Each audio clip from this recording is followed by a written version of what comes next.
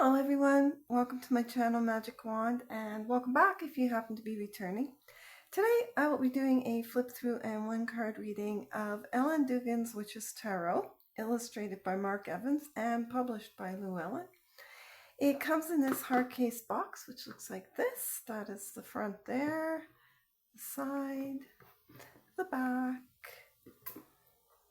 and the bottom and the top, and it has a magnetic clasp which opens like this, and it has a really nice moon design here, and here's the image of the moon, full moon, with some crescent images and a background of stars, and then there's a cardboard insert with a ribbon to help remove the cards, which sit on the bottom with the guidebook on top.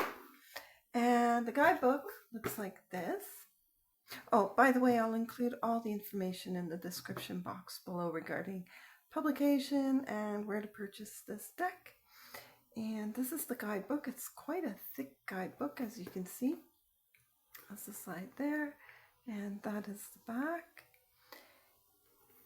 And the guidebook includes a section about the author, about the artist, and it has a table of contents which includes introduction, my tarot journey, symbolism, the language of tarot, performing a witch's tarot reading for yourself, charm for personal meditative readings, performing a reading for another. Then it goes into the major arcana and the minor arcana, and then the suits.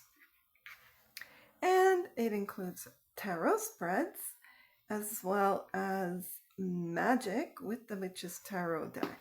So there are all these extra sections for magic. Okay, and so the guidebook is laid out with the image of the card, and it is black and white. Name of the card, the image, an interpretation or description of the card itself, and then meanings. And it also includes keywords and deity association, astrological association, as well as reversed keywords or key ideas. And the minor arcana are laid out in the same way, like that. Except I don't think it has the deity associations or the astrological associations for the minor arcana. Yeah, so these two are left out. The deity associations and astrological associations are only with the major arcana, and then the minor arcana just include the keywords and reverse keywords as well as the meanings and description of the cards. Okay, so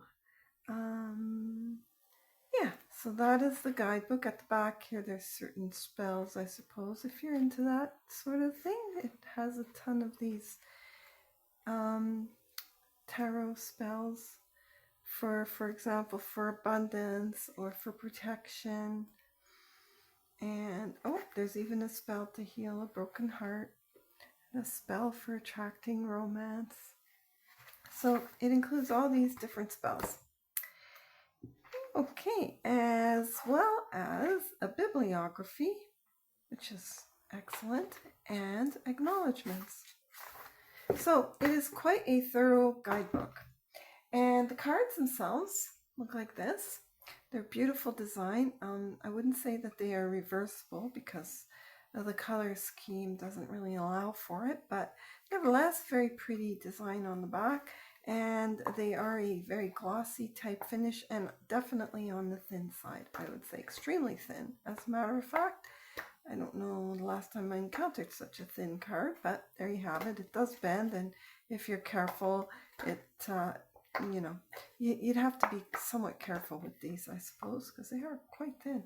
Anyways, and size-wise, they are just a smidge smaller than a traditional plaid back tarot card. So just a little bit narrower and a little bit shorter. Okay, so the cards are in order today, and I will start off with the Fool. They are numbered, and they have a black border, so numbered and with the name of the card there. But the designs are lovely. They have scenic images on them and really bold color patterns and color palette, I should say. So they're more like almost, I don't know, not quite photographic images, but the images are very in depth. So here you have the Fool, the Magician,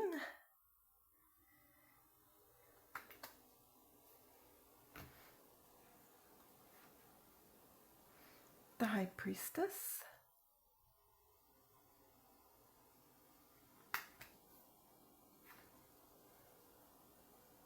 the Empress,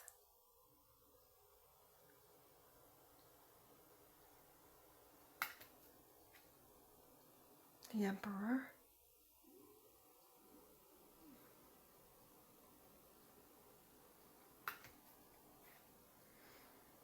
the High Priest, the Lovers, the Chariot,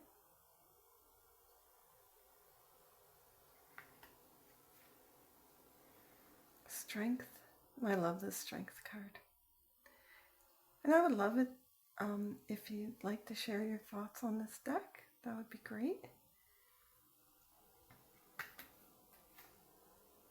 The Hermit. Beautiful Hermit card. The Wheel of, oh, they call it the Wheel of the Year.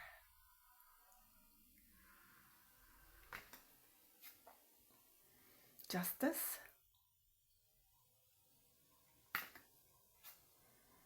The Hanged Man.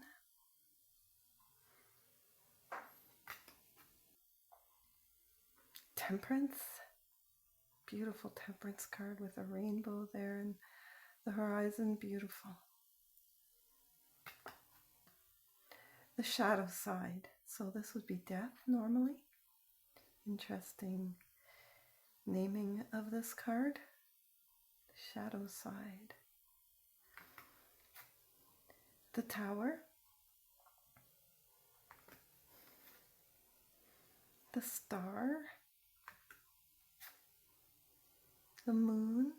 She's on the cover of the box. Beautiful. And the Sun. This would normally be the Judgment card, and it has been renamed to Karma. And the final card is the World. And now we're into the Suit of Cups, Ace of Cups, Two of Cups, Three of Cups, Four of Cups, Five of Cups, Six of Cups, Seven of Cups, Eight of Cups, Nine of Cups, Ten of Cups, Page of Cups, Knight of Cups, Queen of Cups, and King of Cups. And now the Suit of Swords, Ace of Swords, Two of Swords, Three of Swords, Four of Swords, Five of Swords, Six of Swords, Seven of Swords, Eight of Swords, Nine of Swords, 10 of Swords, Page of Swords, Knight of Swords, Queen of Swords, and King of Swords. And now for our wands, Ace of Wands, Two of Wands. He has a cat there. See the cat? I like that. Three of Wands. Four of Wands. Five of Wands. Six of Wands. Seven of Wands. Eight of Wands. That's an interesting perspective for the Eight of Wands. Certainly still denotes speed. Nine of Wands. 10 of Wands. Page of Wands. There's a cat again. I don't know if you can see it. Yeah, you can see it there. Knight of Wands. Queen of Wands. Oh, she's got a beautiful cat on her lap too. And King of Wands. And Pentacles. Ace of Pentacles. Two of Pentacles. Three of Pentacles. Four of Pentacles. Five of Pentacles. Six of Pentacles. Seven of Pentacles. Eight of Pentacles. Nine of Pentacles. 10 of Pentacles. Page of Pentacles. Knight of Pentacles. Queen of Pentacles, and the last card, King of Pentacles. Okay, so those are all the cards, and I will go ahead and shuffle for a one-card reading for you. And I'll just go ahead and ask Spirit to please guide my hand for a message for you today. Can I have a card, please, for whoever may be viewing at this point in time? And I'll just go ahead and shuffle a little bit more thoroughly and ask Spirit to guide my hand that way. For a message for you at this point in time. Please guide my hand for the message that is meant to come through today. For whoever may be viewing, what message do we have for the collective today? And whoever may come across this video at this point in time, what message do you have, please?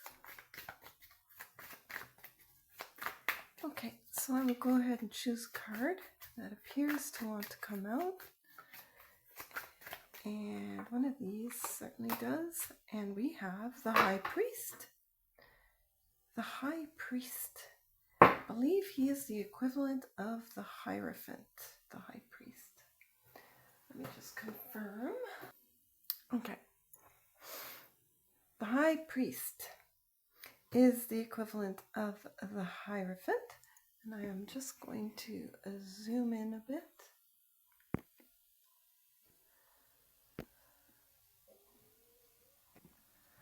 So that you have a better picture or a clearer image of him there.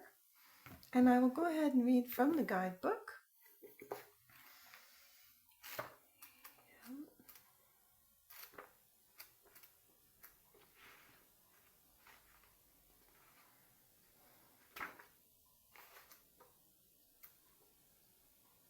Okay, so maybe I'll zoom out a bit so you can look with me if I can. Let's see. It's kind of a small card, so it's hard to see the image, but there's a big image here. So hopefully you can see the words on the page. Let's see. It's difficult with the lighting. I've had challenges with this before, but I'll just go ahead and read it like this, and apologies if the print doesn't show up. But it reads, the High Priest sits on a stone bench at the temple. He is an elegant older gentleman, one of the wise ones. He wears a rich, flowing, regal scarlet robe, and his silver pentagram, a symbol of magical power and personal protection, is displayed proudly upon his chest. The position of his right hand, 2 fingers up and 2 fingers down, and the wooden staff he holds in his left hand are classic tarot symbols. They represent balance between the worlds of the physical and the spiritual. The three cross pieces of the staff correspond to the upper world, the middle world, and the underworld. In the background, we see mountains and a lush natural setting. In the foreground, a long shadow is cast. Two large skeleton keys hover in the air before the high priest. These two prominent skeleton keys represent the divine feminine and the divine masculine, represented by the moon with its silver lunar key and the sun with its golden solar key, respectively. One of the many names for this card is the Hierophant. The high priest is an authority figure, a counselor, and the keeper of magical traditions and knowledge. Meanings: when this card appears in a reading, it means that there are questions that need answering and advice to be sought. Classically, this card denotes a need for legal advice or counseling. It may also indicate a course of study or furthering your education or the need to settle disputes in a coven. But remember that the high priest is the wise and patient counselor, an elder and a teacher. He does not give you all the answers to your questions.